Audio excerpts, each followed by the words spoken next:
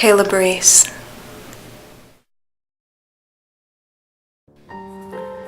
A wise individual, I can't recall who, once said, "Welfare is hated by those who administer it, mistrusted by those who pay for it, and held in contempt by those who received it." The welfare system certainly has its precincts. Welfare is financial assistance paid to people by governments. It was started in order for the American middle class to survive during the Depression, meaning despite popular notions, it was not initially meant for the poor. Individuals could apply for welfare due to disability, lack of education or job skills, and even substance abuse. Overall, welfare is known by a variety of names in different countries, all with the avowed purpose of providing an economic or social safety net for the so-called disadvantaged members of society. Almost all developed nations provide some kind of safety net of this kind. Nations where such programs are especially prominent are known as welfare states. The contention with such programs arises when welfare is provided to the non-disabled. Working members of society are angry that they are inherently obligated to support those who choose not to work. And I use the word choose because they are able-bodied and healthy. The welfare system is plagued with fraud, ranging from small, uncoordinated efforts to large, organized criminal rings, such as some fundamental religious sects. Some common types of welfare fraud are failing to report a household member, failure to report income, or providing false information about the inability to work. After the Great Society legislation of the 1960s, people who were not elderly or disabled could live off the American government. This included general welfare payments, health care through Medicaid, food stamps, special payments for young mothers, and even housing benefits.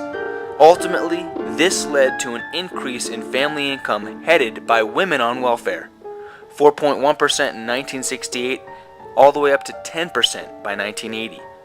Welfare was becoming an open-ended right, as states were given limitless amounts of money by the federal government for a program called Aid to Families with Dependent Children, AFDC. States had no incentive to direct welfare funds to the neediest recipients, or even to encourage individuals to get off welfare. In fact, the state lost federal money when someone left the system. 1 child in 7 nationwide received these AFDC funds, of which the supermajority were able-bodied, meaning they made a living off of not working. Welfare reform came into play with the Welfare Reform Act of 1996, which converted the handouts or aid into a flat rate per state based on population in order to provide short-term cash assistance and quickly steer people into jobs. This new program was called Temporary Assistance to Needy Families, or TANF, T-A-N-F. It also encouraged states to require some sort of employment search in exchange for providing funds to individuals, and imposed a 5-year time limit on the cash assistance.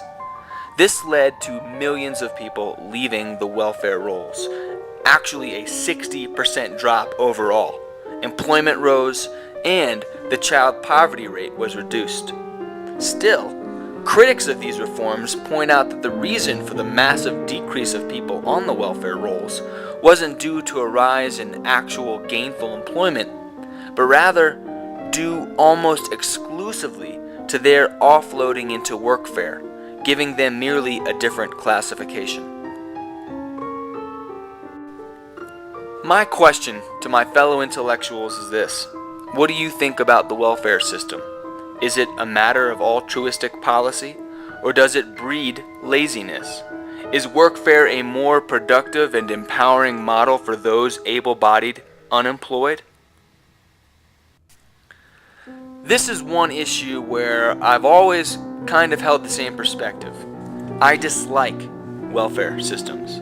It's one thing to assist those with physical limitations or those who are in between life changes, but even then, I'm sure we can find them work in time. But to pay someone to do nothing, I don't get it. Because of this, I advocate the workfare system instead.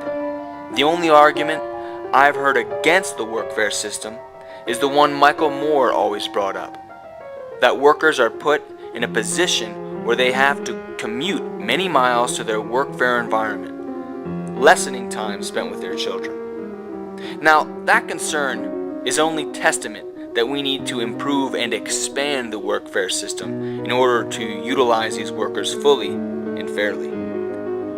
I think welfare is terrible because it steals minds. Children, this is my opinion, raised in a welfare home see the world in a very entitled and backseat way. I forget who said it, but give a man a fish, you have fed him for today. Teach a man to fish, and you have fed him for a lifetime. This is kailabreece. What do you know?